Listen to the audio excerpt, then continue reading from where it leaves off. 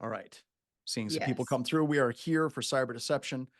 That is damn good to know. It's been a really, really busy few weeks. I taught like 4 weeks in a row, took a week off, married my daughter off, and then had like a week to recover, I guess. And we're right back in the middle of it. So the name of this class is Active Defense, Offensive Countermeasures, and Cyber Deception. These are the amazing things that make computer security, in my honest opinion, just a lot of fun. So the course virtual machines and what we're going to be using for this class are a little bit different. I'm going to talk about that now so we can kind of set the stage. Brian, 100% correct. Some of you are like, Brian is really, really firm about the whole virtualization, get the VM running. That's because that experience rocks. It is so much better than literally anything else that you can do. However, that being said, we have people that are running on an M1 architecture. We have people that are running really, really janky computer systems simply because it is all that they can afford. To that end, I want to talk a little bit about the cloud environment and what the VM is and how it's set up. As I'm walking through the labs, I'm going to be using the cloud VM. So I'm literally using the worst possible case scenario for these VMs. It's slow, it's buggy, but it's what I am doing to show you that I can do it. So this, when you log in, the user ID and password is ADHD and ADHD. Once you get loaded in, it's going to do a bunch of things. It's going to be interesting. It's going to be fun, and that's awesome. But every single lab that you need for this class is baked into this VM. You're like, yeah, the files are inside of the computer. Yes, they actually are. When you have a pop-up here, it says, do you want to allow PCs to be discoverable on other networks? Just go ahead and say, yeah, because we don't want the firewall going up. But once we are inside of this VM, everything we need for this class is ready to rock and roll. All of the labs are available publicly. There's actually a GitHub repository for that too. So if I go to GitHub, I have my intro class files. Let me share this with the folks in Discord here. There you go. Every single lab for Intro to SOC, Intro to Cyber Deception, and Intro to Security is available online. So if you're doing this and you're on the YouTubes, we've got you. If you're doing this and we have you on the Twitches, we've got you. If you're on Zoom, we've got you. We are trying to break down as many of the possible barriers that we can. If you want to sign up for this, Mr. Time Traveling Nerd Herder just shared a link. Yes, I want free virtual labs because that's awesome. And it's good. If you're using something like Proxmox or you're using something like QEMU, we talked about QEMU, that's awesome, but that's kind of on you. I'm assuming if you're doing those environments that you feel comfortable working in those environments, get it to work for you. It's fine. You can export it as a VMDK and load the hard drive out of the virtual machine. There's lots of instructions for that, but you're kind of on your own because I want to make sure that people can get through the courses, and I can't support every single esoteric, weird environment that's out there. I'm having enough trouble just keeping up with VMware over the past couple of weeks. All right. So here we go. In this class, we have labs from Spidertrap, Cowrie, Canary Tokens, Rita, Bluespawn, Portspoof, Honey Badger, HoneyShare, Honey User, Advanced C2, Web Honeypot, and File Audit. Lots of hands-on. And every single one of these has step-by-step instructions on how you can do this particular lab. Whereas the file location, the install location, basic usage, example getting started, all the good stuff that a growing boy or girl needs in the world of computer security. Now, whenever you're running these various commands, you're going to run them inside of your VM.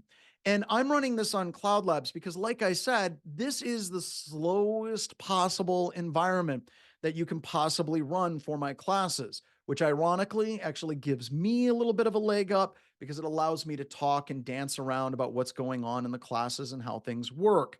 So if you're trying to copy and paste from the lab environment into the virtual machine, you see that there is, did you guys notice how long that took? Just to open my terminal, it took like 7 seconds, but this is free. And I'm going to talk about that more here in just a couple of minutes. That's out there. We'll get through that as well. But everything you need is going to be here and everything is going to work. So if I wanted to take a command, let's say from Portspoof, right? like just want to play with the usage of port smooth. I could take this command right here in a separate tab. I could right click and copy that. And in order for me to paste that inside of this Cloud Lab or virtual machine or any of those things, I can do type clipboard text, right? If I do type clipboard text, it's going to paste that command in. Your standard copying and pasting won't work inside of Cloud Labs. Once again, if you're working inside of a nice VM, you can have it on the exact same virtual machine. It's great. It's awesome. But if you're going to copy and paste, I recommend having a tab open with your instructions and then your tab that's open for your cloud virtual machine that you are using. So let me go ahead and let's go to my slides. Like I said, everything you need is in the VM. So I'm going to close these tabs. We use something called Windows Subsystem for Linux in this class. Specifically, we are using Windows Subsystem for Linux 2. I can go to my Windows terminal here. I right click on that and I run it as administrator like so. And it takes a few seconds for it to pop up. But I want to show you what this gives us as far as flexibility. I can click this little down arrow here and I can open up a Windows command prompt. I can click it again and I can run a Ubuntu command prompt. I can click it again and I can get a PowerShell command prompt as well. So this allows us to run an embedded Ubuntu operating system inside of this virtual machine. So I want you to think about just how unbelievably crazy this is. We're running like hundreds of people in Cloud Labs. They're all Windows 10 systems. Underneath those Windows 10 systems is an embedded virtualization of an Ubuntu computer system that's on the exact same environment. This is magnets and miracles, folks. This is really super cool stuff out there as well. So I had a question that popped up. Is WSL safe? That's a really long, nuanced question. Yes, in the context of what we're using here, it's completely trustworthy. No, it's not. Dear God, if your users don't need it, you should not let users. Here, let me show you. So inside of WSL, just to give you an idea how awesome WSL is, I have a nested Ubuntu system running underneath my Windows 10 computer system, running in the cloud through a frickin' browser. How cool is that? But check this out. If I CD into mount C, it has full access to the C drive of the host Windows computer system. That's kind of spooky. I'll talk more about that whenever we do pen testing, but WSL, it literally allows our pen testers sometimes to install the full Linux environment and allows us to run our attacks from that Linux environment without antivirus seeing what we are doing. So very, very cool for attack. So I know that that's not a great, clean answer. Like, yes, it's secure. No, it's not. But welcome to computer security, because that's literally everything that we do here basically works like that. So everything is set up. Everything is ready to go. And I'm going to add you all in here in a little bit. Like when we get to our first break, we will go through and set it up. And we'll get people in. You'll get an email from Cloud Labs that'll have your user ID and your password and the link where you can get logged in. All of those different things will be there. So this course is a little bit different from other courses. The concepts, the approach, most of the labs rather, are not in the slides because I like you. I really, really disliked the previous organization where I used to teach. We used to have all of our labs in the slides, which sucked. And the reason why it was absolutely horrible was if you wanted to go back and do something that you did in class, you had to like dig through like this massive amount of books to find those specific labs. And I moved all of my labs out of the books into GitHub. So much better. People can go right into the specific technical things that they're actually working with as well. Also, these labs in the VM are going to be accessible for you all after this class is done, which is a huge, important thing for me. You have environments where it's like you have like Black Hat. Black Hat is just notorious for this, where you have people that are like, we're going to set up this amazing lab infrastructure. The slide deck should be in resources. Did I not add the slides into resources? I did not. I did not. Never mind the man behind the curtain as he's loading the as he's loading the slides into, hold on. It's a PDF. That's intro class. It's Fernando's resume. Don't want to give you guys that. Here we go. I'm going to load this up here. Bam and bam. The slides are now in Discord, everybody. Thank you so much for reminding me, but they are now over there in the resources tab. So yeah, we want to make this stuff as accessible as we can. And like I was talking about, at Black Hat, you have these people that bring in these environments, these lab infrastructures that are wicked cool. However, as soon as you walk out that door, it's done. You've lost access to the entire infrastructure. We want to make these things like as accessible for you as you possibly can. Are the slides going to be recorded? Yes, everything in this is going to be recorded in Discord. You'll go to resources tomorrow and you're going to see today's class there. So we're making this available for you all as well. So this means you don't have to dig through hundreds of pages to find the specific thing that you in fact want to do, that one specific command or that one tool that you thought was super awesome out there as well. A lot of this is going to be based on the MITRE Engage framework or MITRE Shield. Now, let's talk about MITRE for a couple of seconds, all right? So MITRE and Active Defense, what they've been basically working on,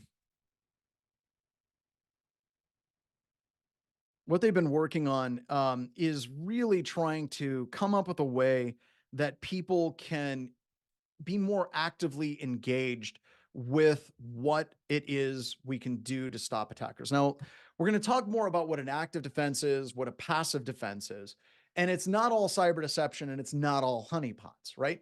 So just kind of giving you some examples. Doing adversarial emulation, that is active defense because you're actively working through your environment to understand how your environment reacts to various attacks that you would see. That is an active defense. Doing network-based threat hunting, that is also an active defense because it requires you to engage with your environment, working through your environment to be able to detect real live advanced nation state level adversaries that are out there. Okay. So when you're looking at this, we want you to understand that we're not just talking about honeypots. We're not just talking about deception. A lot of these things are going to be available to you in like wide variety of different options to try to engage adversaries in your environment. This is very, very different than a passive defensive approach. So a passive defensive approach would involve like intrusion detection systems, firewalls, your standard EDR that's just going to kind of be the Ron Popeil set it and forget it type security appliance. I'm not crapping on those, and I don't want it to come across like I'm crapping on those, but I want you to understand that they have their place, but they tend to fall apart when you're dealing with a very advanced adversary that is out there. All right. Attack IQ Academy is more great resources to try to learn how these things work. Some really good resources that are available for MITRE Engage and understanding how this works. So as much as possible, I'm going to tie these active defense approaches back to MITRE. Why am I going to tie them back to MITRE? The reason why is because you have a number of people that whenever they're looking at computer security, they only do things if somebody else out there tells you to do it, right? We always want to meet the minimum. Well, is there a compliance requirement to do so? Is there an organization out there that has a framework? Yes, it's these guys, MITRE. And they've gone through some personnel changes, but you're going to see a lot of similarities between the things that I say and what MITRE Engage is pushing as far as an idea of an engaged active defense. The reason for that is the original authors of MITRE Engage were friends of mine, they're still alive. They just aren't at MITRE anymore. They've moved on to other things. So a lot of what you see here really comes out of like brainstorming with really, really smart people about what an active engaged defense looks like in our environments, right? So let's get into some definitions and disclaimers. I think it's important for us to know what we're doing here, what we're not doing here, what the differences are between those two things, and why I set this class up the way that we set it up at Anti-Siphon Security Training. So the first thing is The tactics covered in this class can in fact get you into trouble. But that's most things, right? Like if you're looking at most things that you can do, like if we're going to try to create, let's say, attributional malware for finding out where a bad actor actually is, that sounds like fun.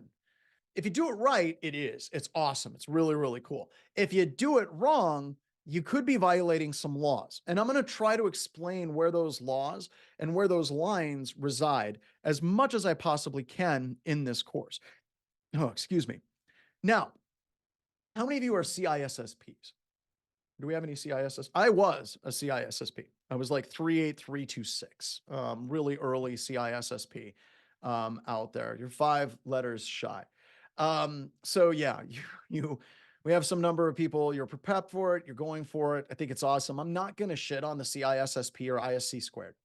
The main reason why I'm not is even though I think that that is one of those multiple choice tests that's kind of a bit iffy, ISC squared and CISSP has kind of created a common definition library for what things are and what are the core things in computer security, number one. Number two, it's pretty darn affordable in the grand scheme of things. So I kind of like the CISSP. Are there things I wish it did better? Absolutely.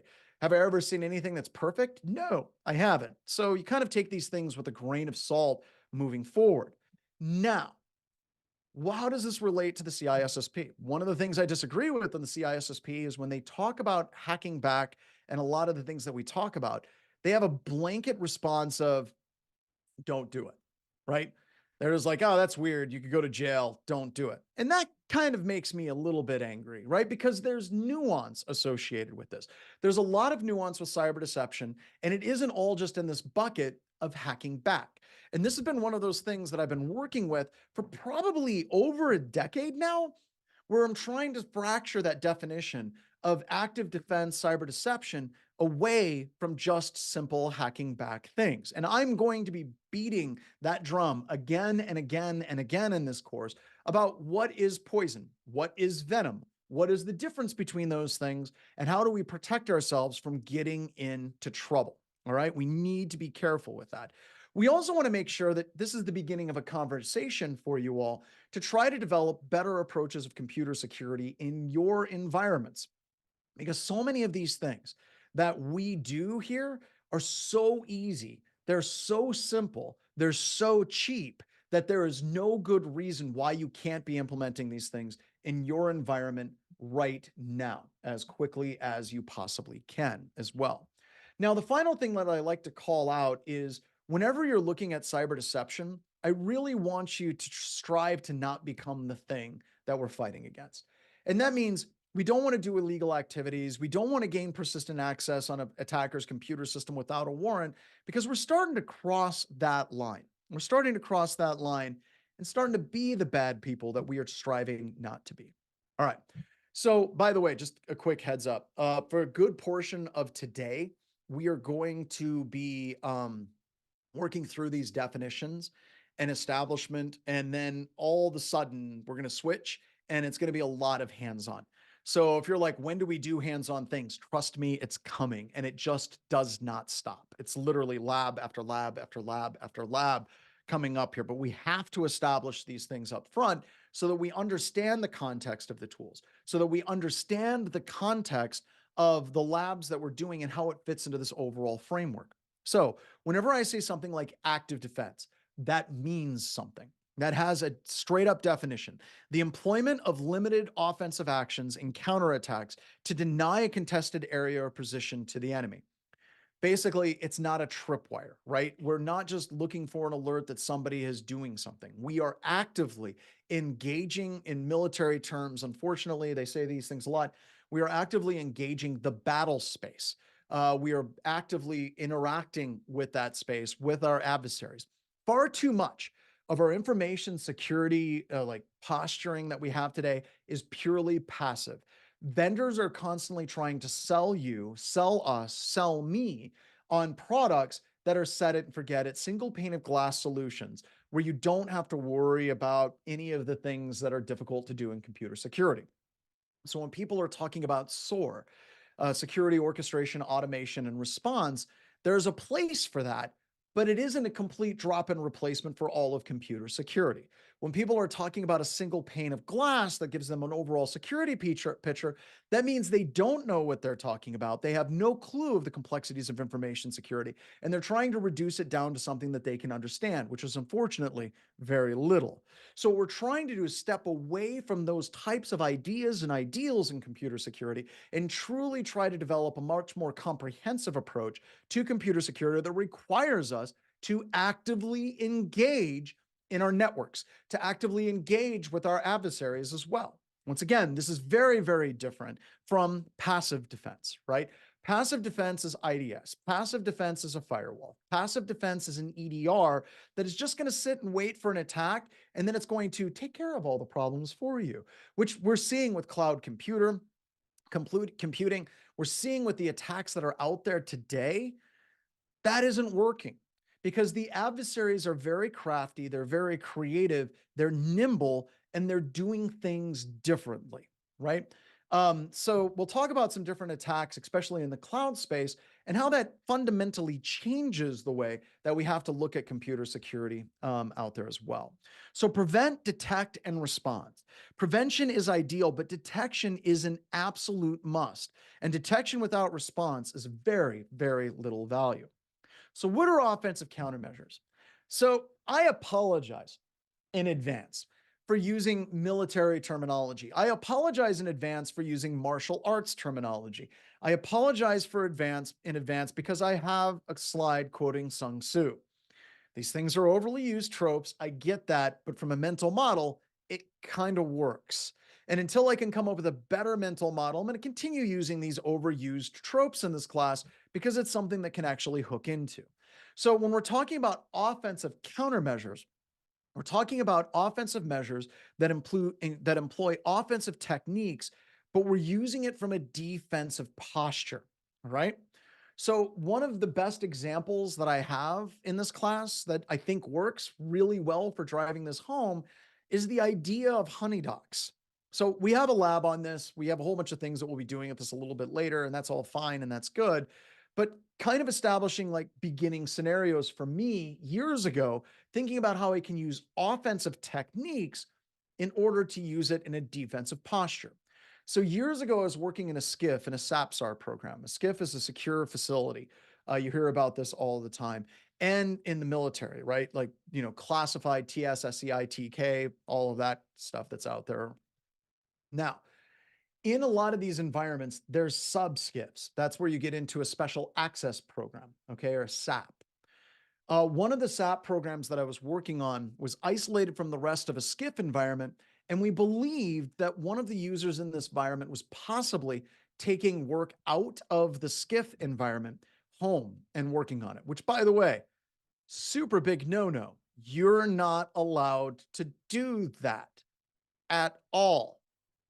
But we couldn't exactly prove it. And this person was high enough up that politically it was basically difficult for us to basically just drop allegations and roll with it. So we needed smoking gun level proof that they were actually taking classified information out of the environment.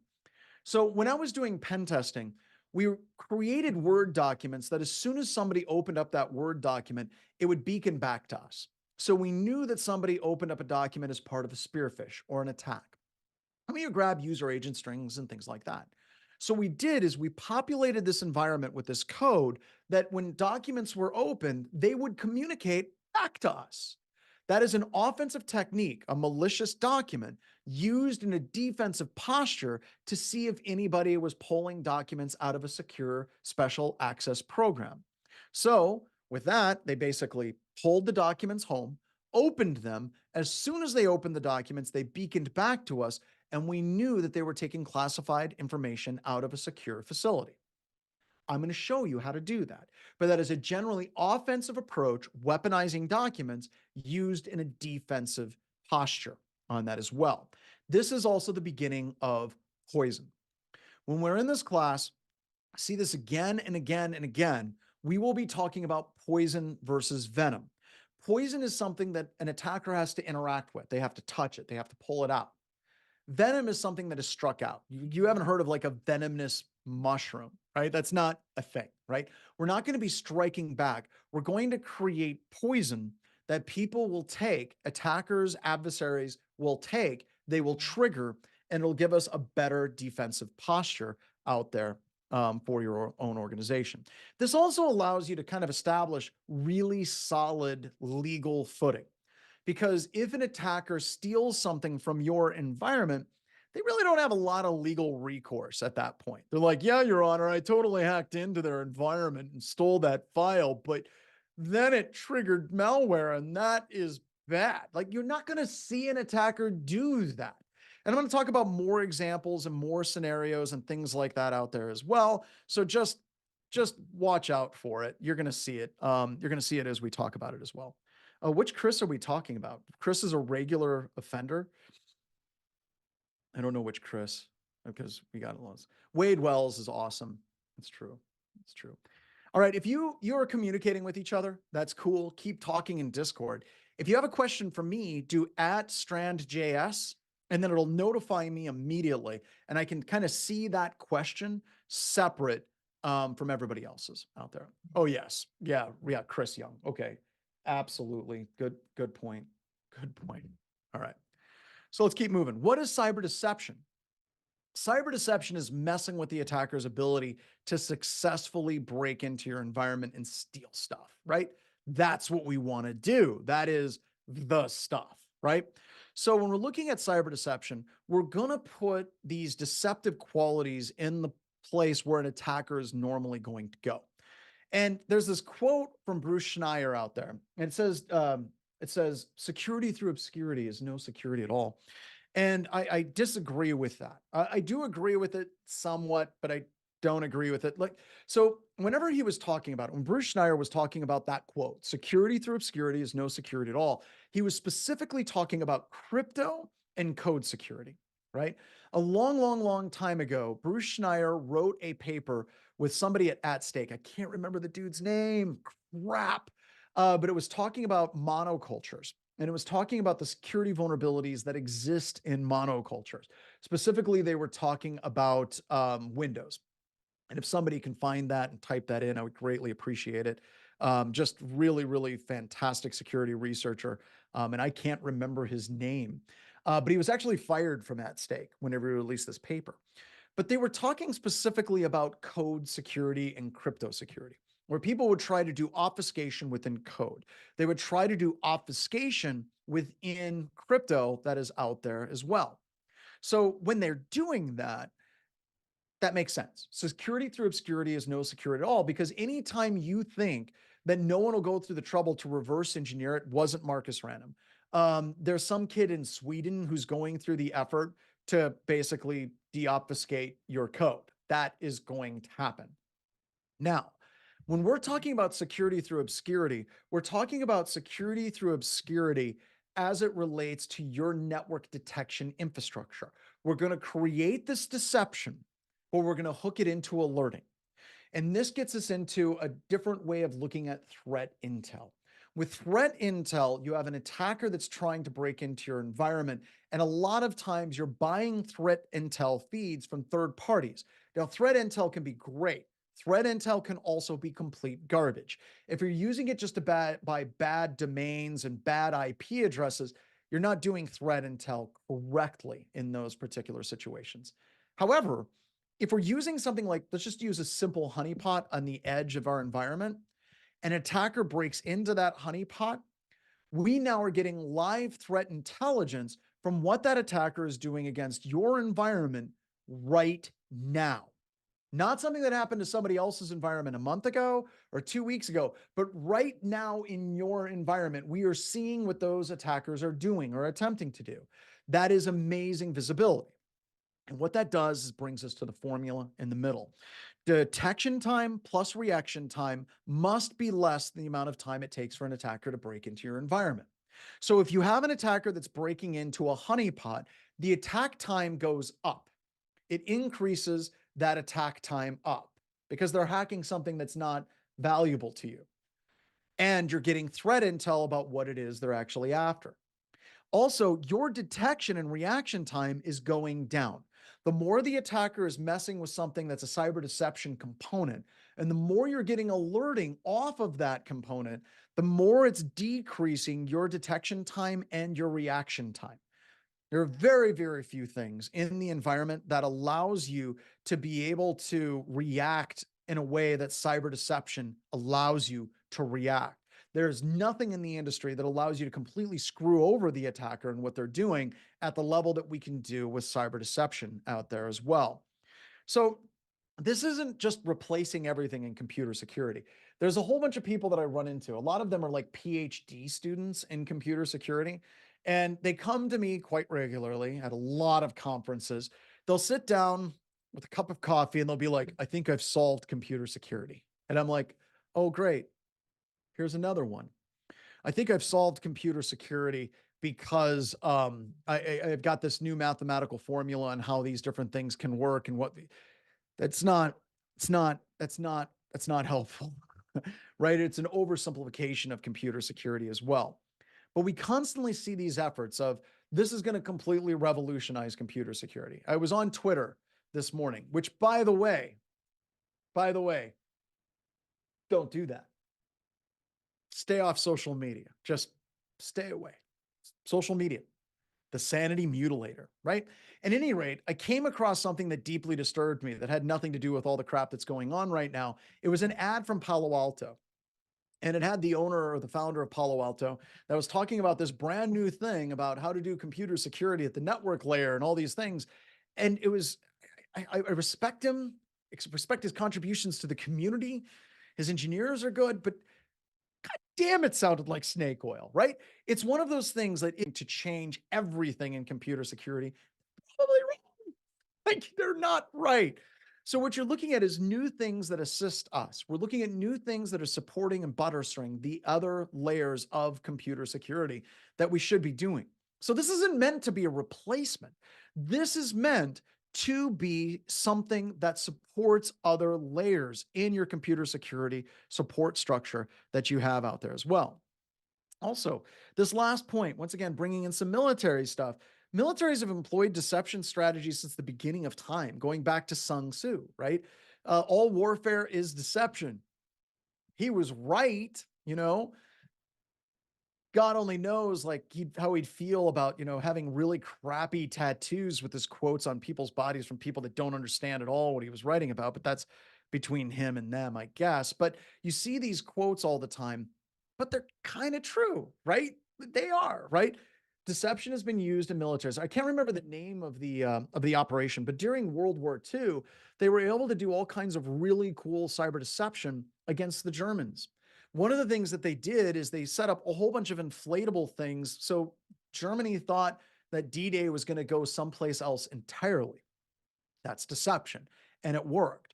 Another great one, this is one of my favorites, is they had people with trucks with monster loudspeakers driving around playing incredibly loud sounds of a lot of military equipment moving in the middle of the night. They weren't moving it through that area. It just sounded really loud. So people would be like, yeah, there's all kinds of tanks and all kinds of like machinery that's moving through this village. How many? Oh, I don't know, but it sounds like a lot. It was just a PA speaker, like in Blues Brothers running around announcing a party, right? That's deception, right?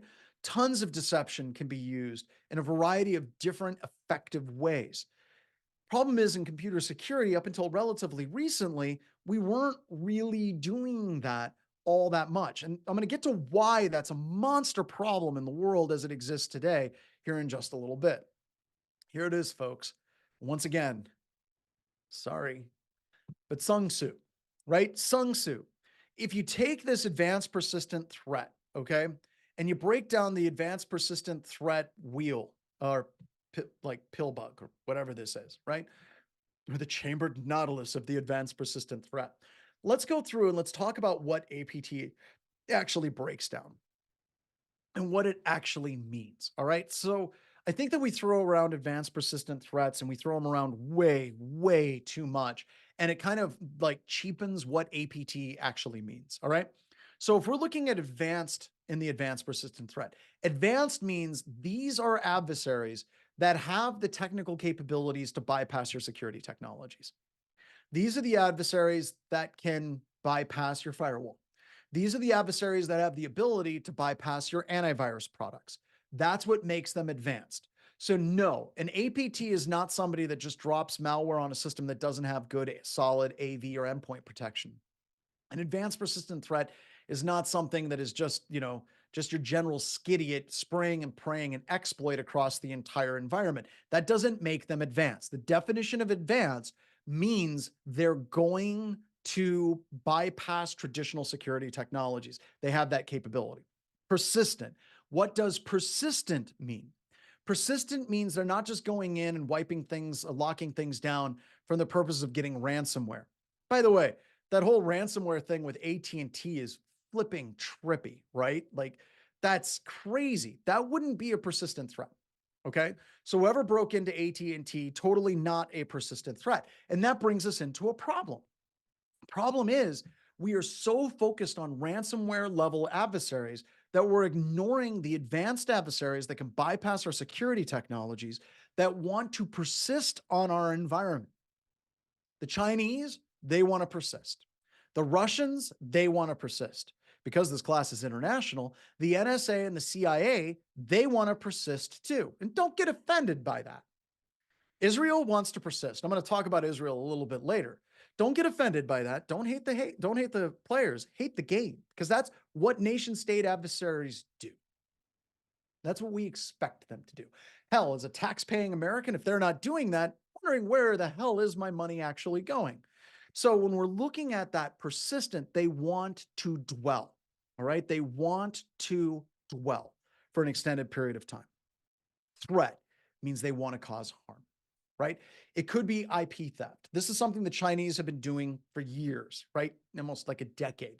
Break into American and Western companies, steal intellectual property, produce that intellectual property faster and cheaper in China to give them a leg up. That's what the Chinese do. Once again, not mad, not calling them out like, oh, they're bad. They're literally doing what we should expect them to do, right? Threats, creating damage. If you don't believe me on this, you should read some really interesting articles about the various Gulf Wars, Gulf War I and Gulf War II. During both of those wars, a lot of the telecommunications infrastructure stayed up in Iraq. They just didn't bring it down. Power stayed on, telecommunications stayed up. We were able to, the news people were able to send emails to each other. Why the hell was that up? Because the United States was inside of their comms mesh. They were inside of their cell networks. They were inside of their TCP IP stack from their ISP perspective. And if we shut that down, it would deny us a really solid intelligence gathering capability. The United States was advanced. They were bypassing security technologies, persisting and staying on those networks for an extended period of time. And threats, yes, they were causing damage to very specifically targeted areas of the Iraqi infrastructure. APT, right? So when you're looking at the types of attackers that we need to be worrying about, those are them. Like your general skidiots out there that spray and pray are not the people that we should be spending a lot of time worrying about, even though they do cause damage. There's no question. But these types of adversaries are specifically what we are focused on in this class. OODA loops. A long time ago, a Navy pilot by the name of John Boyd, who actually was a Top Gun pilot. He was a Top Gun instructor, which I was just amazed that Top Gun was actually a thing. But at any rate, he was a Top Gun instructor, and he had a problem. All kinds of people were coming up with all kinds of technology, and there was a lot of money that was being spent in various technologies that really didn't have any direct applicability to anybody that's flying an airplane in a confrontational scenario, right? So he developed OODA loops. And an OODA loop is basically observe, orient, decide, and act, okay? And the point of all of this is whoever can do OODA, observe, orient, decide, and act, the fastest tends to survive conflict. So OODA, observe. How do we observe the battle space, right? What can we see? How far does our radar go out? How far do our eyes see, right? How can we observe better? Orient. Based on what we can observe, how do we orient ourselves to the adversary? Make decisions based on our orientation and then take action. Okay. Observe, orient, decide, and act. In cybersecurity, it still applies. If an attacker's breaking into our environment, there's all kinds of amazing observational capabilities that those attackers have available to them, that they don't even have to touch the network. Can anyone share with me what are some sites where we can get great observational data on a network without sending a single packet at that network? Not a hack, not a single port scan, not one packet. DNS dumpster. What else? Shodan. Show enough. Absolutely. Shodan. What are some other ones that are out there? What about data breach sites? Right? Yeah, internet census. That's a little old, but it's out there. Virus total. Yeah, you can actually get some interesting data out of virus total. Archive.org. So when we're looking at this, attackers have a lot of capability to observe a target network. And the problem with that for us as defenders is we really don't get to see those observational activities the attacker does because it's completely outside of our purview. We see absolutely nothing. Census, another one, great one. Gray noise, absolutely. So attackers have a great ability for us to observe attacks. Orient, based on what they can view in these observational places like Shodan, they can orient themselves to make sure that their attack is going to be as stealthy and quick as it possibly can be, right? So let me show you something here. Let me actually go to Shodan. Go to dashboard. I'm going to log in. I'm logged in. Excellent. Here's my Shodan account. Let me do this. Give me a moment. Here we go. Here we go. All right. So this is Shodan.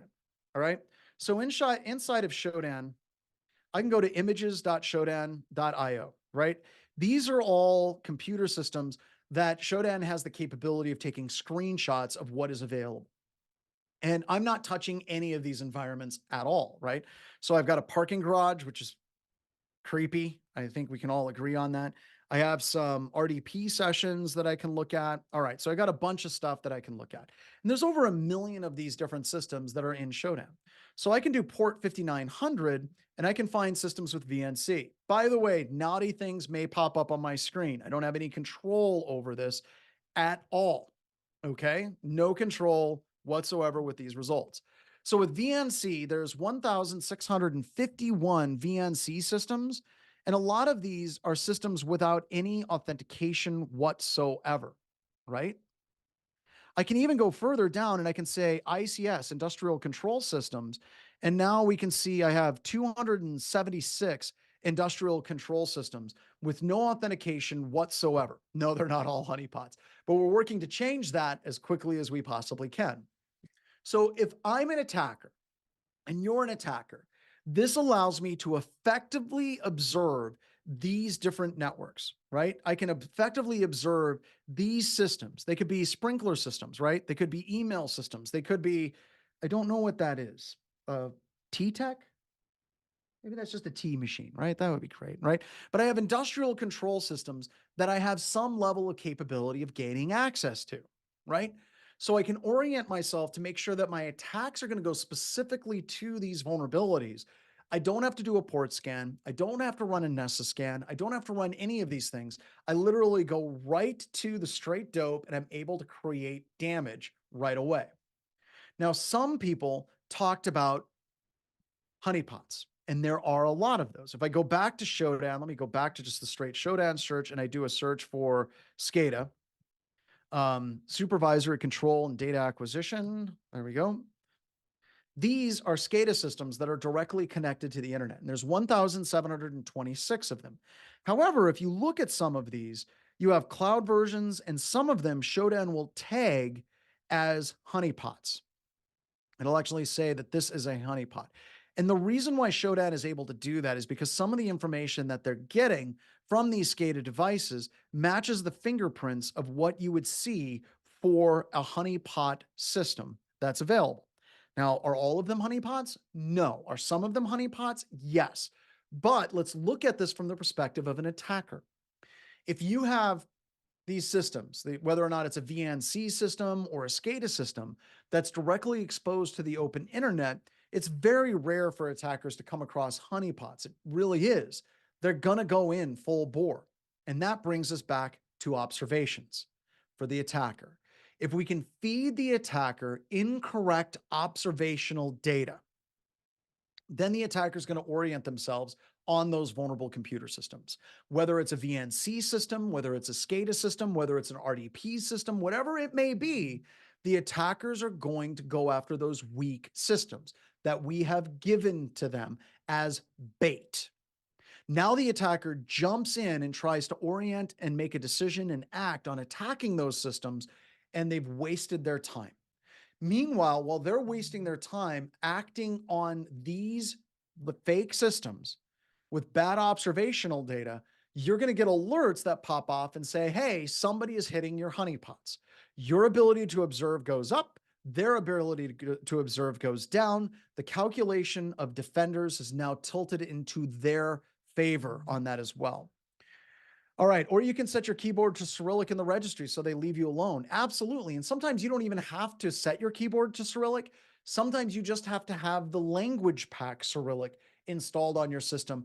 And some adversaries, like Russian adversaries, may possibly leave your system alone because of that. Really, we're talking about some super basic stuff that you all can implement in your environment relatively quickly and relatively easily as well. So now we're disrupting that OODA loop. Attacker does recon. We lie. They try to weaponize an attack. We're misdirecting them to a honeypot. They're trying to deliver malware to your target systems. They're once again going to some SSH honeypot. They try to exploit. They're on a system that is not real. We can mess with the attacker in almost every single phase of the attack methodology using cyber deception effectively against the attacker. Now, I cannot talk about these things in good conscience if I don't talk about how important it is for us to look at this from a legality perspective. Now, what are some of the concerns that you think that people will run into if we set up honeypots? I hear about it all the time. People are like, oh, you can't do that because that's what? What are some of the things that people worry about? Like if I set a trap for an attacker, what are they worried about legally doing? Entrapment. Very good. Highlander and Duotech, got it. But it's not entrapment. Why is it not entrapment? Anyone know? Got lots of people typing. This is good. This is good. It's a good point. First thing about it is, I'm not law enforcement. Number one, I am not law enforcement. Usually when you're talking about enticement and entrapment, you're talking about it in terms of law enforcement trying to trick a criminal into, or somebody to commit a crime. Okay. Number two, I'm not actually encouraging anything. I just have poison. Poison's just sitting there. I didn't go to hacker forums and say, hey, y'all, you should go hack this network because it's wide open. Literally is just poison sitting there. I don't tell anybody. I don't entice anybody. I don't ask anybody to hack it. It's just sitting there by its lonesome, all alone, as a piece of poison sitting on the network. At no point am I enticing somebody to do this thing.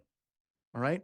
Now, when you look at where a lot of these laws originated, especially with the Supreme Court going all the way back to the Brandeis Court in the late 60s, the original case that dealt with entrapment and enticement actually dealt with child pornography. The police officers in this particular case, they sent a letter, it's a different time, folks, to somebody that lived in a town and they thought he was creepy. They sent him a letter and said, hey, would you like some illegal pornography? He politely wrote a letter back saying, no, I am not interested.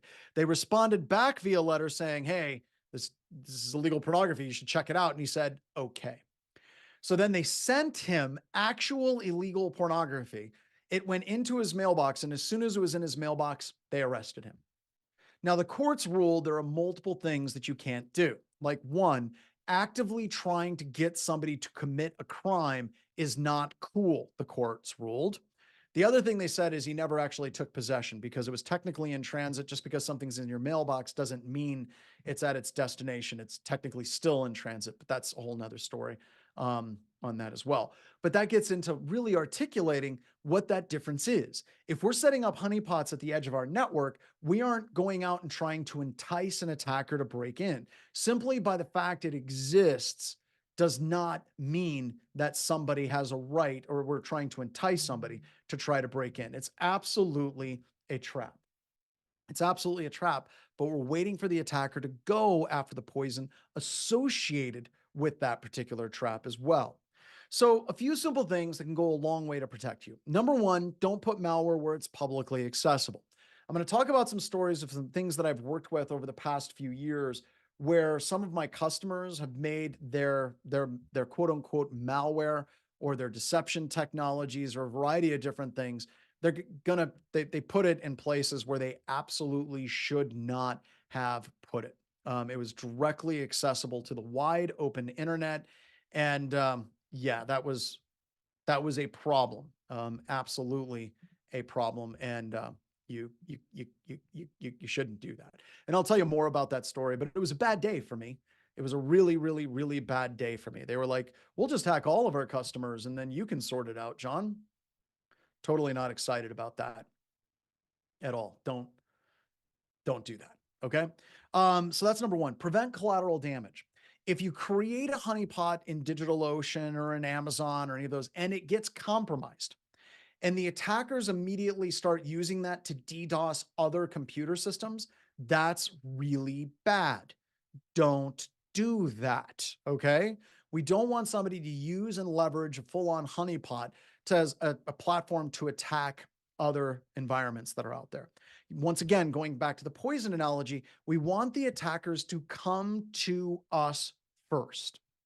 Some other kind of fun things that you can do that I like doing, I think are kind of fun, is like warning banners, terms of use that basically are calling out and saying, hey, if you're somebody and you're coming onto this computer system, just to give you a heads up that once you come onto this computer system, we're going to geolocate you. We're going to track exactly where you are, where you're coming from. We're going to do security checks on your computer system to make sure it's set up properly, yada, yada, skippity hop, all of those different things, right? So very, very easy for you to basically explain outright what it is you are going to do if somebody actually logs into one of your computer systems, even if it is a honeypot.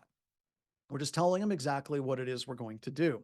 So we'll talk more about these as we progress throughout the course, but I want to spend a little bit more time at the beginning setting up this warning banner state.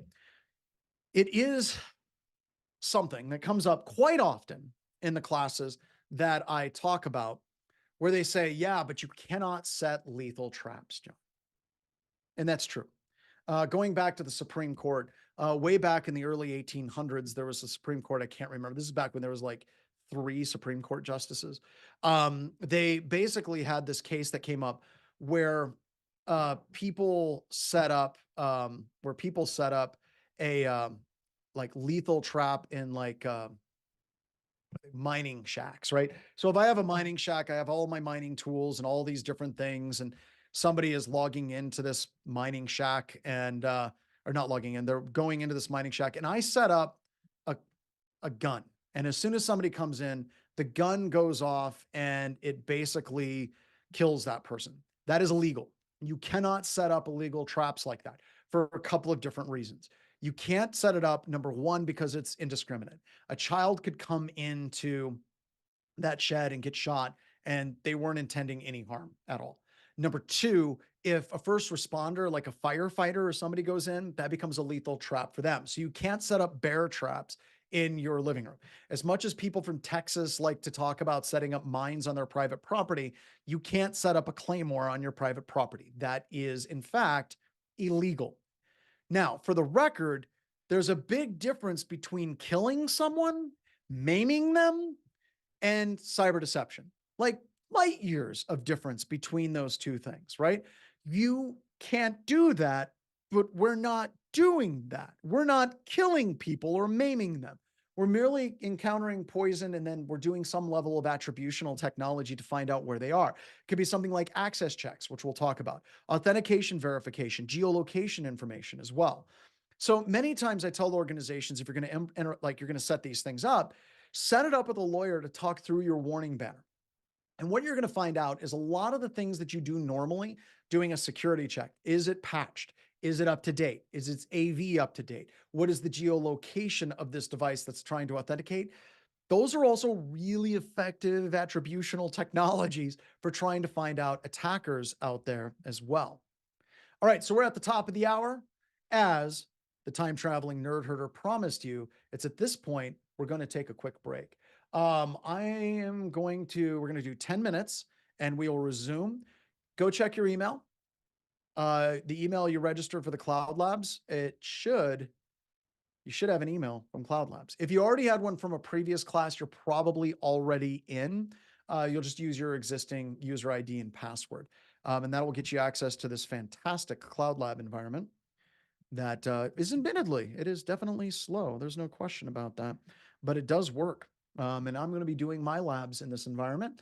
Like I said, what's good for the goose is good for the gander, and I will be using it. Make sure that you can get access to it. Once you get access to it, once you get logged in, you'll show up here, click start, and that'll start your application stack. Once that application stack opens, you go to running copy, and you'll have anti-siphon, a Kali box, and then a level 1 threat hunting system, which we aren't using in this course, but you'll get all of those. So with that, get rolling. I'll see you in 10 minutes.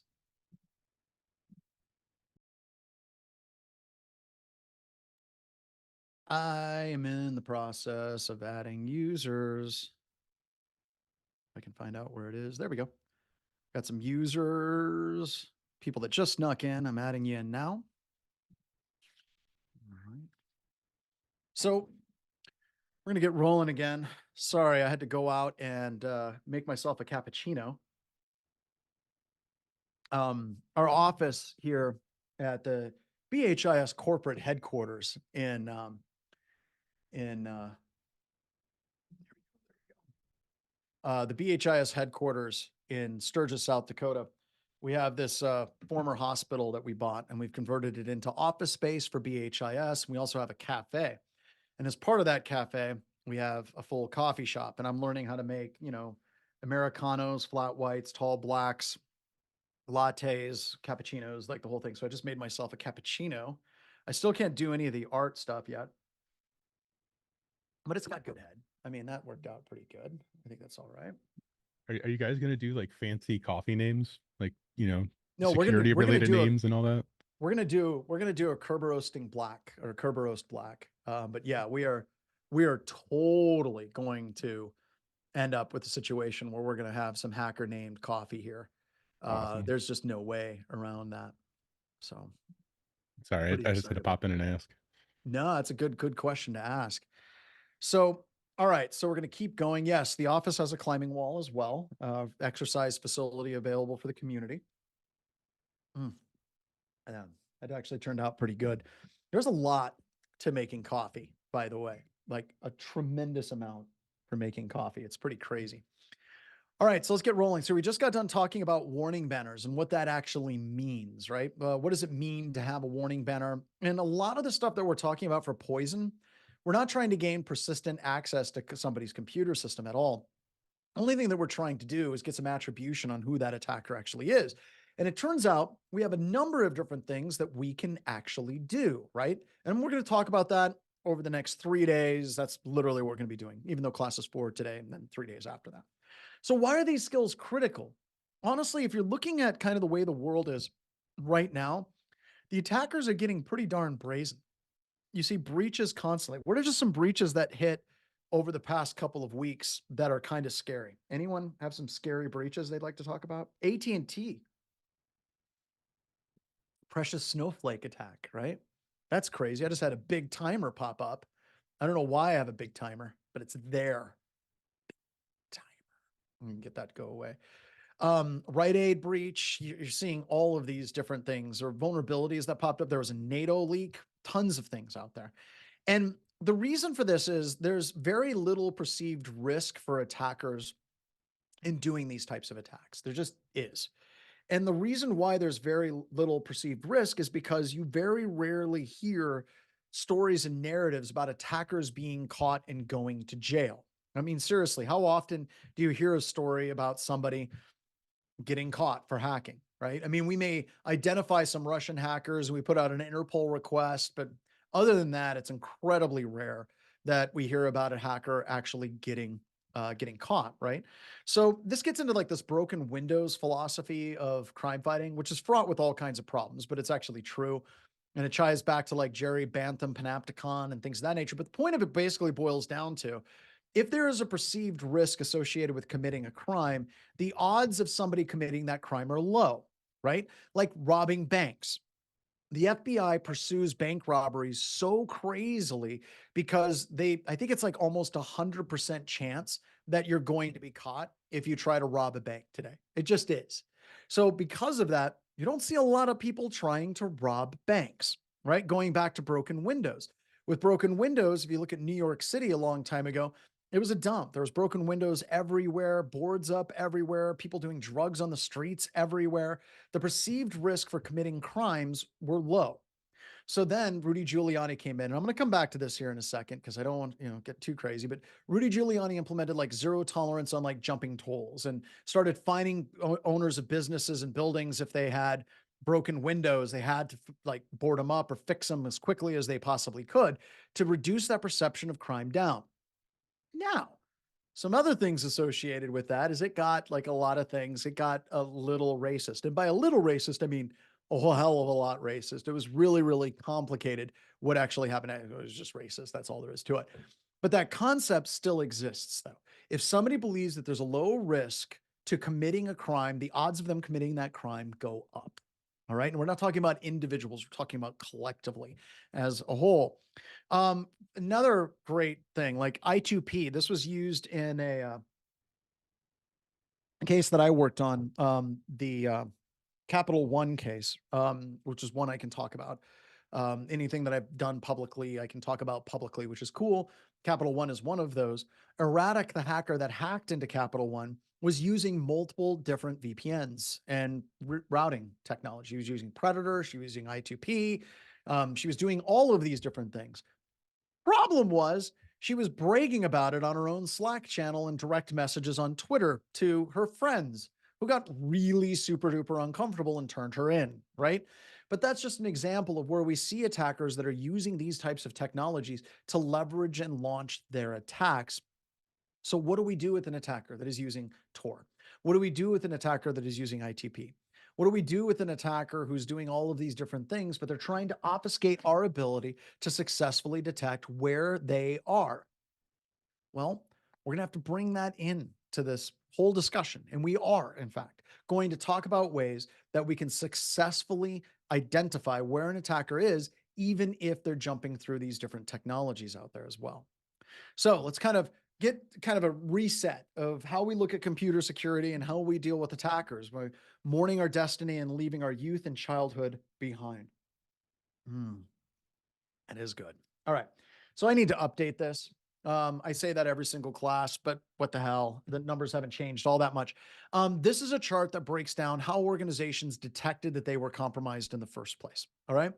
So on the left column, you got overall, you've got small organizations, large organizations, but at any rate, the thing that you should learn about this particular chart is how people are detecting they've been hacked, right? Partner monitoring service is 16%, external fraud detection is 17%, external customer is 18%. Internal is reported by their own employee. So I can highlight these. Everything that is highlighted in red is an external company, not a security product, not an EDR, not a SIM, none of those technologies. If you're looking at how the vast majority of organizations find out they're compromised in the first place, it's effing terrifying. Like, look at this right here. It says partner monitoring service. That would be like an external SOC. Okay, that one makes sense, right? External fraud detection. The only way that people detected that you were hacked was from the resulting fraud of the hack. That's a bad day. External customers. Your customers, 18.7%. Then internal, reported by an employee. These are the people that we make fun of in IT, right? These are the people that use their DVD tray as a beer coaster at work. These are the people that don't know that their computer is plugged in or if it's on. We make fun of these people on a regular basis. And yet they came in fourth for detection of attacks. After that, huge drop off.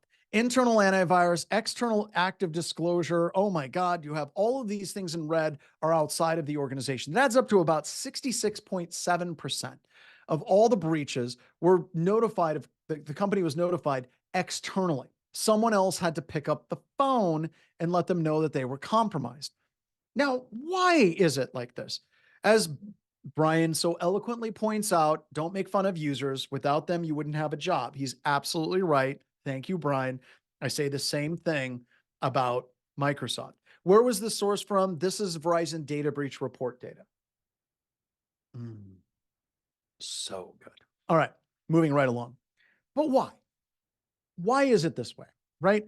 Why is it this way? Why is it whenever we're looking at these external detections of attacks, and it seems like a lot of our security technologies aren't working that well for some of these different attacks?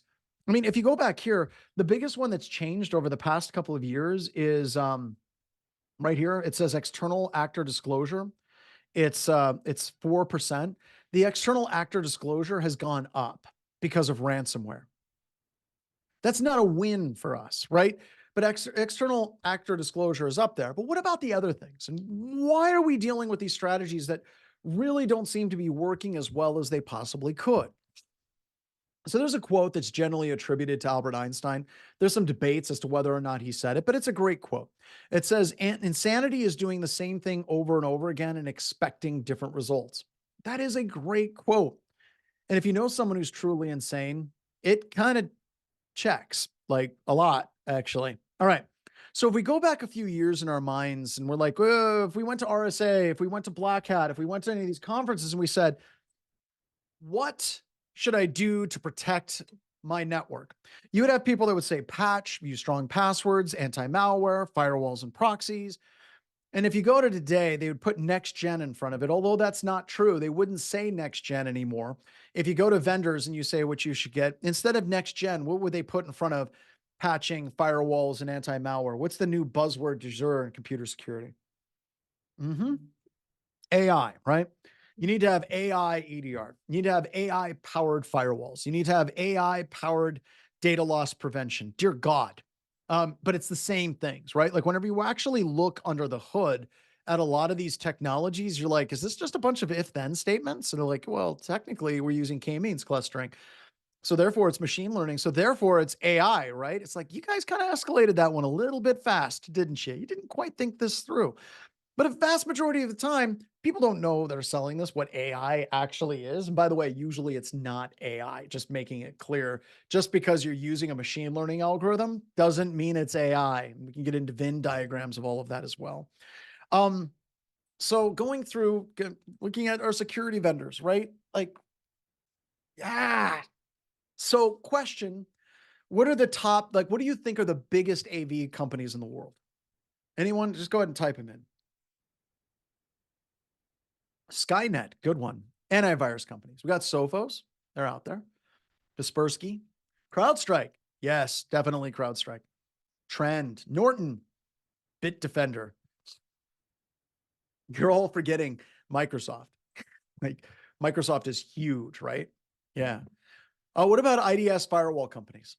Many of those are combined together. SentinelOne is huge, especially in the MSP space, right? Yeah, Palo Alto, Palo Alto, Palo Alto. Fortinet. What about Cisco, folks? See a lot of Cisco in enterprises. Comes up. Dark Trace vomit. Okay, so side chant, like side rant. Just for the record, I absolutely loved Dark Trace. I really did. Like I got to spend a lot of time hanging out with Dark Trace engineers, and the stuff that the actual like on the ground engineer people were doing was really, really super cool. There were some neat things that they were doing. However, it was kind of newer technology, couldn't be implemented, couldn't roll up and get scaled properly. And then like the marketing and the salesy people just kind of took over and they started selling it for more than what it actually was. And I knew it was bad whenever you had an investment banker in Great Britain say that it was snake oil. Things didn't go well for Dark Trace out there. But then I think that that's a good example, right? Where a good idea gets taken over by a lot of money people, private equity, VC funding, and they absolutely screw it up completely, right? Like that's just something that we see again and again and again. None of that matters, at least to the point that I'm trying to make. I mean, we can talk about which of these suck and which of these don't suck in a lot more detail. We have that. That's great. Awesome. But it's irrelevant. It doesn't really matter because of these guys right here. So who's after your elections? Are you afraid of China? Are you afraid of Russia? Are you afraid of the Five Eyes? Are you terrified of organized crime? Or all of the above, right? And don't stare too long at Vladimir Putin riding a grizzly bear. You'll get pregnant. And yes, this applies to you dudes as well, right? No, this is terrifying. But if we're looking at these people, right? If we're looking at these advanced persistent threats, the true advanced persistent threats that are out there, I want you to think about their capabilities. What does Russia, Israel, China, and even the United States have as far as capabilities? Number one, virtually unlimited resources. A lot of money, right? They have direct access to your electrons as well. Look at supply chain attacks. Okay, here's an example. Years ago, speaking of Cisco, this would have been like 2006. When I was working in a classified environment, we had to go through and rip out a whole bunch of Cisco gear because it had been made in China and it was believed that they were pre-configured with a backdoor in them. Already there, already built into it. That was way back in like 2006, 2007 timeframe. That's scary, right? I mean, I love the CHIPS Act, one of those bipartisan things I think is a good idea, right? Like maybe we should start developing and building more computers in the United States. Let's do that thing. That seems like a good ploy. Let's do that, right? But you're looking at supply chain. Russia's like, we don't need to have this crap made in our country. What we need to do instead, we'll just hack the companies that are everywhere, like the SolarWinds attack, right? Like right in there. Never-ending exploits and backdoors. Elaborate anonymizing C2. Diplomatic immunity, to quote Lethal Weapon 2, right? Which is the best lethal weapon, by the way. Diplomatic immunity, right? They can run and they can do these attacks. They can do all this stuff. NSA, Juniper backdoor, right? Okay, awesome. Highly motivated condition. It's their obligation. It's their duty. It's all of these different things, right? But they have the resources. I mean, seriously, do you think China and Russia and the NSA have the ability to bypass CrowdStrike? Seriously. I talk to some people every once in a while whenever I present publicly, which I try not to get out as much as I possibly can publicly. But if you see me there, trust me, I want to be there usually. But you have people from these companies that are like, no, we can totally detect the NSA, right? Okay. You're full of crap and you don't know what you're talking about. I was presenting in Europe and I had somebody that was there from, I think they were from CrowdStrike. And they got completely bent out of shape when I said that, trust me, the Russians and the Chinese and the United States know how to bypass CrowdStrike. Horribly offended, like stood up in the middle of my presentation and said, I do research and all this stuff. And no, they don't. Yeah, they do. I know this because we do at Black Hills Information Security. BHIS, layered sec, trusted sec, secure ideas, Red Siege needs to be added in here, of course. They can bypass these products. And I can guarantee you that none of these companies have the budget of Russia or China or the NSA. What do you define as an EDR bypass, though? That is an excellent question, Rad. I think that that's a good question. I should answer it. If I can deliver an initial payload to gain access to your environment, this can be done in a Word document. It can be done in an ISO. It can be done as LL hijacking in specific directories. That would be an EDR bypass. That's a baby EDR bypass, right? And I think that what Rad's getting at, and I think that this is absolutely 100% true. I'm hoping this is what Rad is getting at, is it's easy to get initial code execution on these systems, especially if, well, it doesn't matter if they're running advanced EDR. What's really hard is post-exploitation activities, moving laterally off of that system. So yes, you can talk about a bypass that allows you to get on a system. Brute Retel gives you that capability, right? Awesome. And they are like, what is Brute Retel is like 4 developers in India, and they're awesome. Okay, fine. But post exploitation, BHIS has techniques where we can drop these like little wonderful like DLLs into directories that are completely ignored by ANSI, the anti-malware service on Windows computer systems, because they're associated with Teams. And that is an EDR bypass. Yes, BHIS has those bypasses. Yes, we use those bypasses on a regular basis.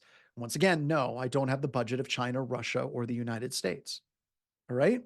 So when you're looking at all of these things, and how they actually work, and you see what these companies are doing and what they are capable of, it is really easy for us to push that on a shirtless Vladimir Putin or Winnie the Pooh, who happens to be the ruler of China.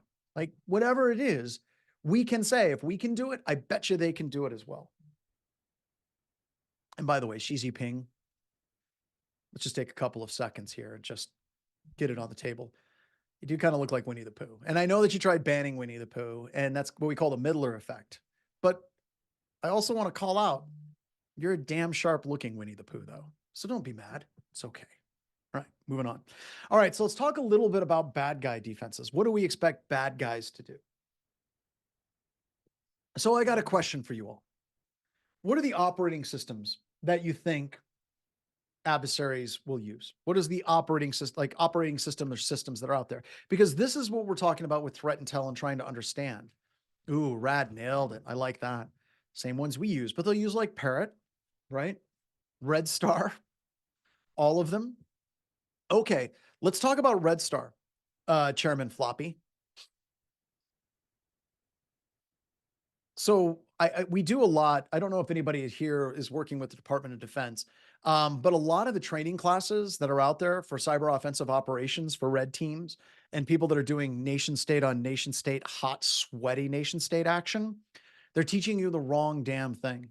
Like, I don't know if you guys remember in like Raiders of the Lost Ark, they're digging in the wrong place.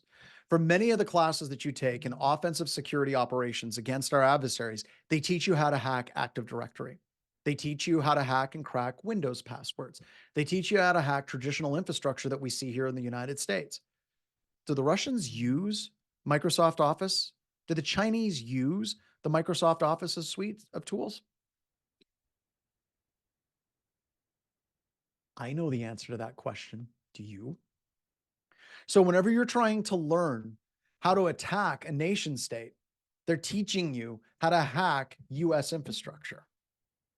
This gets into the problem of people not knowing the adversaries, right? Because they're going to use their own distributions of Linux. They're going to use their own version of Active Directory, just using Kerberos and LDAP utilities that are out there. They're not, look it up. They're using completely different technology stacks that we use than what we use in the United States. And I might be able to talk more about that if I can get one of the other anti-siphon instructors to come in, but it's true, right? So what obfuscation techniques do attackers use? Anyone know any good security obfuscation techniques?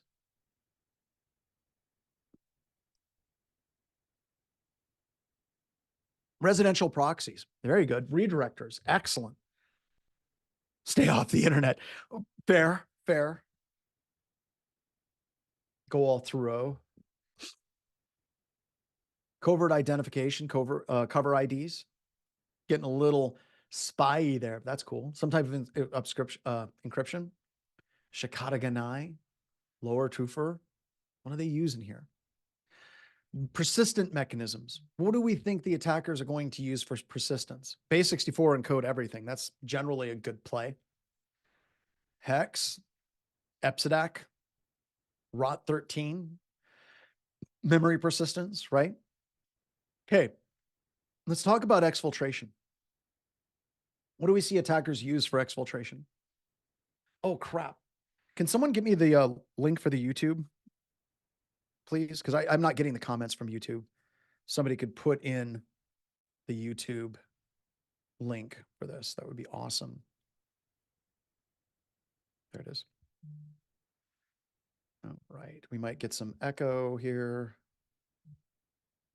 Mute that. There we go. Okay, I'm going to move this way over there. There we go. I see we got Discord hooked in there. Awesome. Very good. So now I can see the YouTube comments. That's what I wanted to see on there. ICMP for data exfiltration. Absolutely. Very good.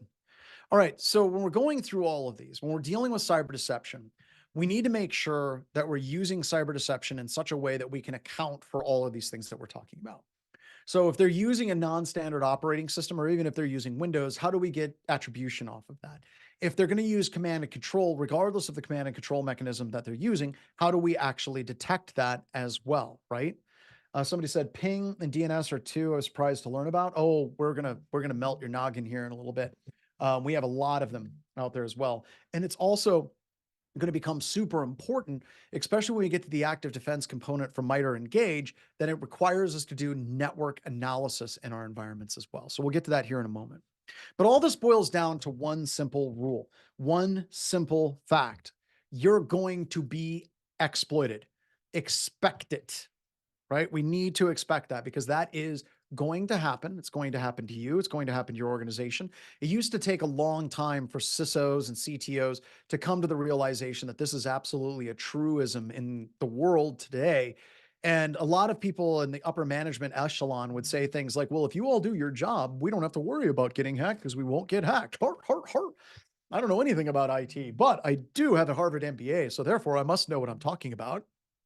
All right. Okay. That doesn't work, right? That doesn't work at all. That's not how any of this works at all, but people thought it did. But now they're coming around and they're realizing that exploits are going to happen.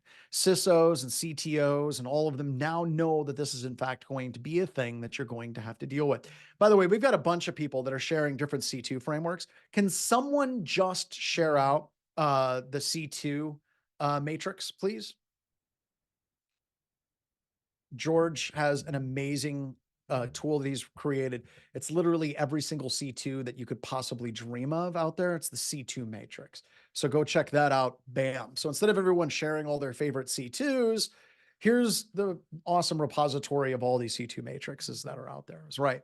All right. So when we're looking at this, we focus way too much on this prevention, but the detection falls flat on its face. And most current security technologies fail against zero-day exploits. They absolutely fail against phishing and social engineering, advanced malware, supply chain, government backdoors. We need to expect the worst because it is, in fact, real. So one of the things that is an active defense approach that, if you get a bunch of people that have done nation state level hacking and you're like, what are the things that actually scare you? One of the things that pop up quite regularly is segmentation. This seems stupid. It's really, really easy, but I want you to think of it in terms like this. We have an attacker that's a nation state level adversary that has broken into an environment and they've got initial foothold. And that can be a nation state adversary. It could be a pen testing firm. It can be any type of company that you can think of. They get on that one computer system and literally the entire system is segmented. When the attacker tries to move off of that computer to gain access to other computer systems, they don't see any other IP addresses. Maybe they see a gateway and a router, but that's it. They don't see any other workstations, or they're on a specific VLAN. Now, all of a sudden, for that attacker, pass the hash doesn't work. Doing pass the ticket and security access tokens, broken. Can't do it. VLAN trying to move over to finance or using Bloodhound, all of a sudden, Bloodhound, a lot of the modules for Bloodhound are going to break. And as Rad has pointed out, trouble getting DA just because of network segmentation. So yeah, I've sat around with people that have done this on a nation state level and they're like, dude, if all the systems and the workstations have their firewalls enabled and they have private VLANs, I'm horked. It's going to take me 5 to 10 times more the time to try to gain access to anything else in that environment. Now, why is this an active defense? Because it requires you to understand your effing network topology. Like, I can't stress this enough. We do a lot of pen tests. I think we do about 700 pen test security assessments per year. And we still have a lot of customers that are like, hey, what's the internal IP range? Let's say we're doing an internal security assessment or a vuln scan. And they're like, all the systems in RFC, like 1913? So everything 192.168, everything 172.16, and everything 10, like that's it. That's all we have. Yeah. Where are your servers? They're out there. They're out there somewhere. So there's no separation between server subnets and workstation subnets.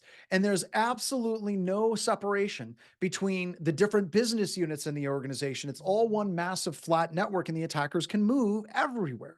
But if you start segmenting it, it requires time.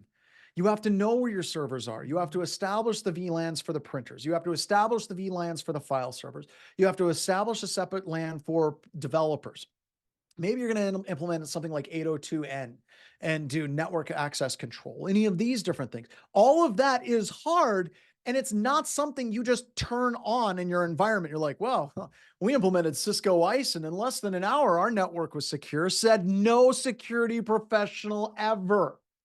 It's just not how it works. But if you have a properly segmented environment, I'm just telling you, as somebody that does offensive stuff, our testers a lot of times will be like, we're skunked. We literally can just see ourselves, the default gateway. There's no ports on the default gateway. We can try to identify what the IP addresses are of the servers and some of the things that come in. There's no vulnerabilities associated with those. It now gets really dicey when that segmentation's in play because this breaks for us, right? So we're going through and we're looking at this, right? How do we do a pen test with segmentation? Try VLAN hopping. You can use VoIP hopper to try to jump and force yourself to go into other VLANs. You can try to mimic the MAC address for your phone device to try to move to another network.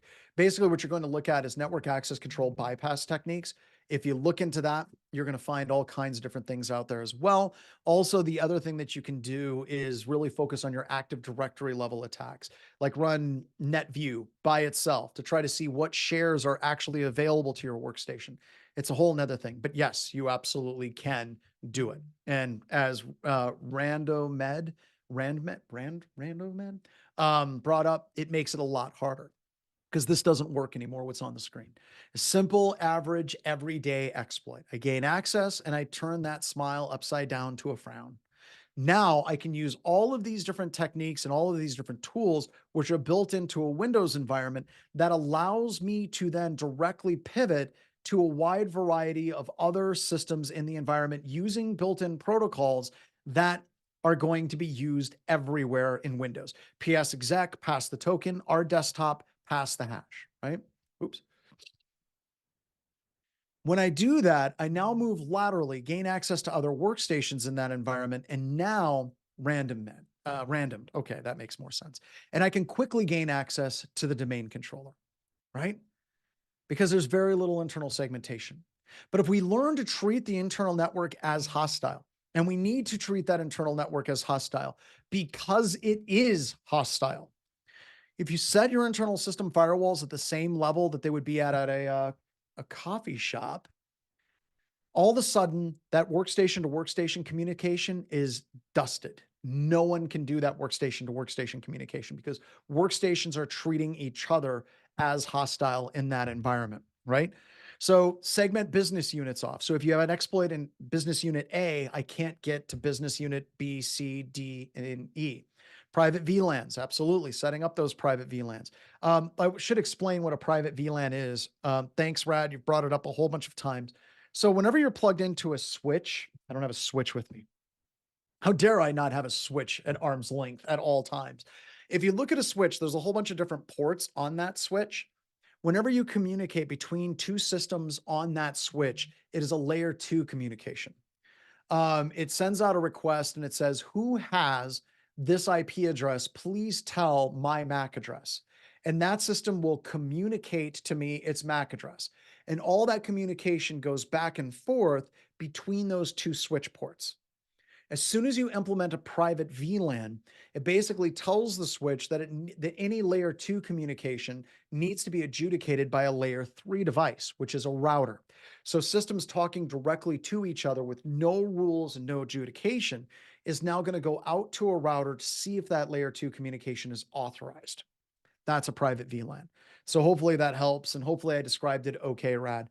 But Rad is absolutely right. They're absolutely awesome out there as well. Excuse me. All right. So there's a lot of ways you can do this. You can use NetSH ADV firewall if you hate yourself, but it works. You can also use the built-in firewall that many of your antivirus products have, which gives you cloud configurability, where you can create different groups, you can create different security groups, and you can set those things up appropriately, and all manage it from the same place that you would manage your antivirus or your EDR product out there as well. So what that does is this: I gain access to a simple system, right? And now I start going through and I move laterally via PS exact, pass the token, our desktop, and pass the hash. All of those systems have firewalls. And every single one of those systems, as soon as I try to communicate to those workstations, is going to generate an alert and say, somebody is trying to do something bad to me. Please stop. You should be getting alerts. So this gets back to the security through obscurity. You're generating a certain level of obscurity here, and that's awesome. You're locking that attacker off the rest of the network, but you need to make sure you have the logging and alerting coupled with it, which means that the attacker, as soon as they try to authenticate to these systems with these protocols, as soon as that workstation's touching these ports, an alert should be generated notifying you that something bad is about to happen. So this brings up another question about this type of lateral movement that I think is really, really, really important, right? If you can't detect an insider, you don't have a security architecture. Full stop. And I kind of piss some people off whenever I bring this up, and they're like, well, trying to detect an insider is really hard, and we've got to go buy the best in breed Gartner tool for detecting insiders. No, you don't. There's ways that you can detect insiders, especially with the things that we're going to teach you in this class, that will allow you to be able to detect an insider without spending a whole crap ton of money to be able to do it. Okay. Zero trust, right?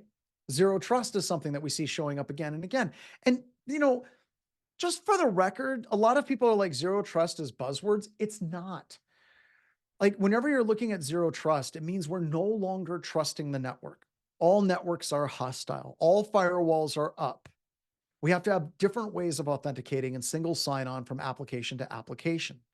So that's important, right? So if you can't detect an insider, like if we're looking at Edward Snowden, an administrator decides that they're going to download terabytes of data off of your environment and jump on an airplane and fly to Hong Kong. You should be able to detect that. You absolutely should be able to detect that, right? Can you detect one system accessing thousands of computer systems, a la Bloodhound? If you can't, you got a problem and you have some things that you need to work on. And I want to be clear, there are some hella expensive solutions out there that vendors would love to spend a lot of money or a lot of time talking about with you so they can separate you from your money as quickly as possible.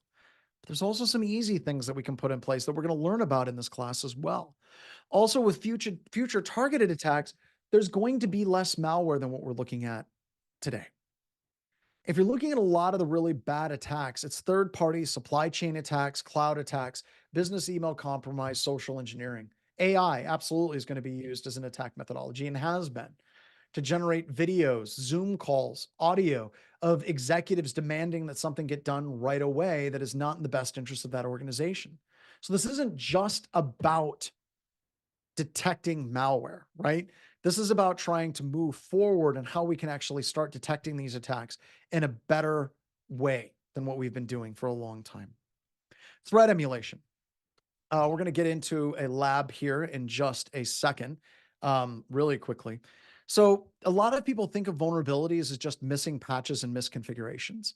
And that's somewhat true, but it's actually only like 2 boxes in the entirety of the MITRE attack technique matrix. There are hundreds of other techniques that don't involve patches and misconfigurations at all. Like, they're literally just lateral movement techniques that we use all of the time, right? So we have to start thinking about post-exploitation and what happens after an attacker gets access to a system. This is truly an active defense approach because we aren't doing it. And this is something that we do in our SOC all the time. We do adversarial emulation to make sure that our tools are properly instrumented and working. And surprise, we find out all the time they're not. And it's not that our team sucks, although somebody else that runs a SOC could totally say that. But what's going on more often than not is the customer changes a firewall rule. Customer pushes out a group policy configuration change that completely blinds part of our telemetry. Or they're using WEC-WEFs and the WEC-WEFs go down and they don't tell anybody because that's what WEC-WEFs do, Windows Event Collection and Windows Event Forwarding and Windows environments. We see these things show up again and again and again. And we have two distinct groups of customers. The customers that let us do adversarial emulation so that we know when something goes wrong before an attacker does, and the customers that don't like it because it makes them feel uncomfortable. And then we find out that their stuff goes down and their pen test is allowed to move around in the environment. You need to be constantly evaluating your security support structure, making sure that it's working from tip to tail like it actually should. This takes time. This is an active defense.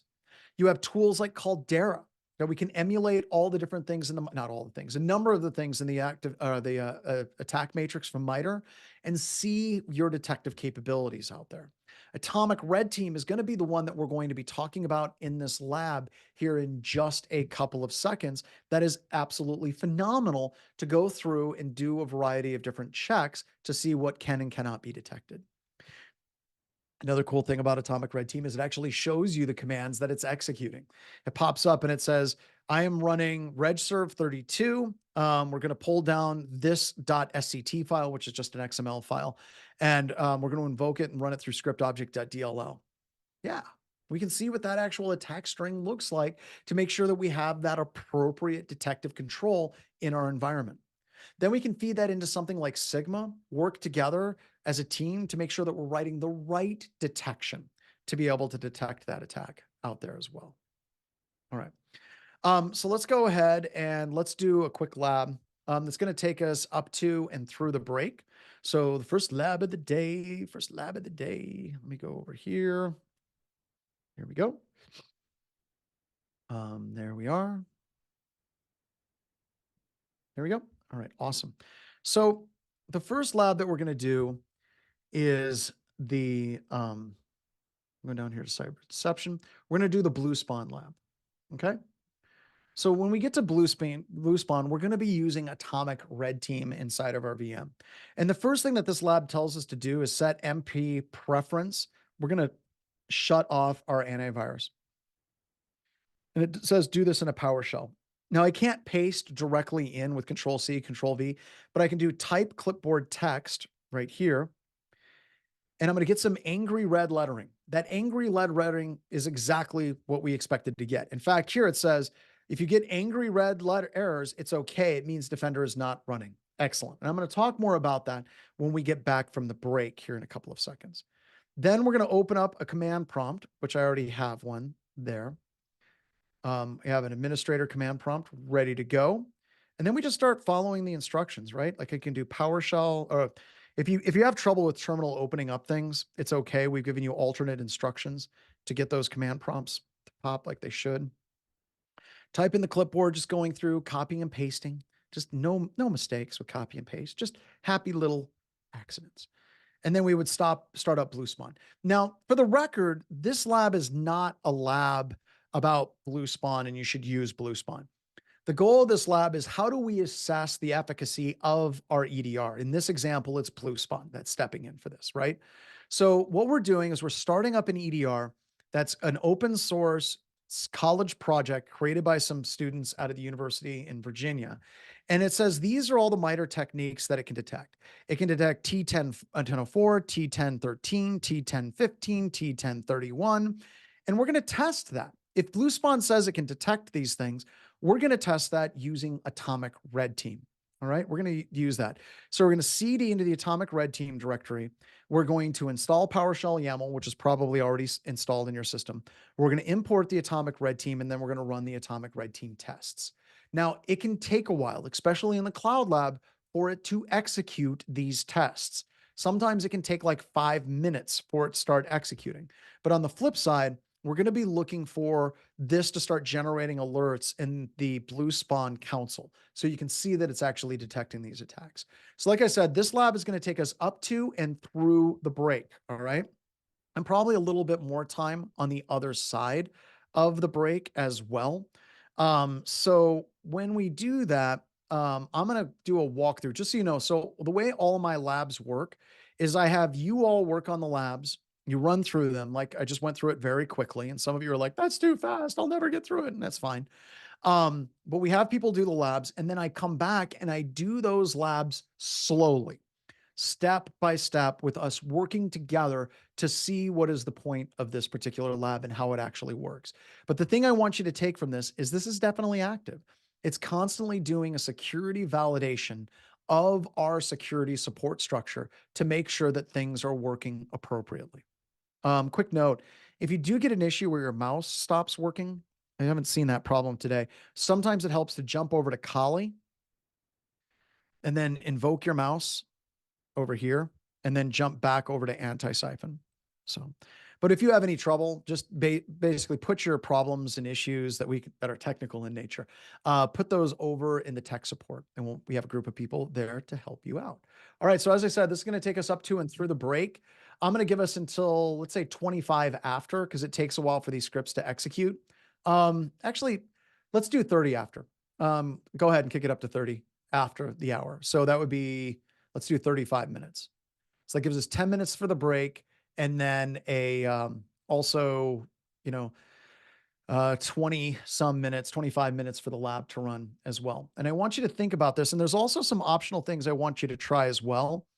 At the end, it says if you have more time, you can go through the AppLocker or Sysmon lab to drop Metasploit on the computer system. And then you can generate some malicious registry keys and keystroke loggers and things like that to see what Blue Spawn can detect. So with that, let's get rolling, folks. If you need anything, please let us know. All right. So let's go through this lab. First lab of the day. All right, so let's go through. If you're getting told invoke atomic red team does not exist, you are in the wrong directory. All right, so let's go ahead. You should be able to see my screen. We've already gone through and, oh, I think my, the VM's timeout after, no, it should be working. There we go. Let's try to go to a different one. There we go. All right. So we've already disabled Windows Defender on this one. So what we're going to do now, since I've already got that, and I already have Blue Spawn running right here, you can see that we have all kinds of stuff popping up and percolating right there. So we have everything is ready to go. So now all we need to do is navigate to the appropriate directory and then invoke Atomic Red Team. So we're going to CD into the Atomic Red Team directory. Copy. There we go. Like so. I am sharing my screen. Oh, whoever's in charge of like the screen sharing stuff, you're sharing Discord. So we're literally watching the students react to me doing the lab. Can we share out my screen here? That should show up. There we go. How's that? Is that better? Thank you very much for letting me know. All right, so we're going to go into the appropriate directory. Like so. Look, I'm on TV. All right. So now we're going to basically, I already have this installed in this one, but this PowerShell YAML is just a way of handling the markup languages. I know it's on this VM.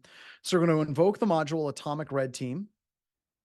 Type in the clipboard. It's going to ask us some basic questions here in just a second. And then we're going to run the Atomic Red Team, but I'm actually going to do it a little bit different. Scooch different, because trying to run the invoke atomic tests all takes a while. For some of you, it took like 5 minutes, maybe even longer, depending on the speed of your computer system. And that is really cool because it's going to run a lot of tests and you're going to be able to see what is actually working, what's not working. All of that is incredibly useful, but I'm going to be more of a scalpel. So in running this, I'm not going to invoke atomic tests all. What I'm going to do is I'm going to invoke individual atomic tests. So the first one I'm going to invoke is, let's do the T1004 like that, because I can view this one at a time like so. It executes this particular test. Now I can scroll down to the bottom and you can see that it actually detected the T1004 when logon helper DLL cursory. So it's letting me know what it was able to see fired.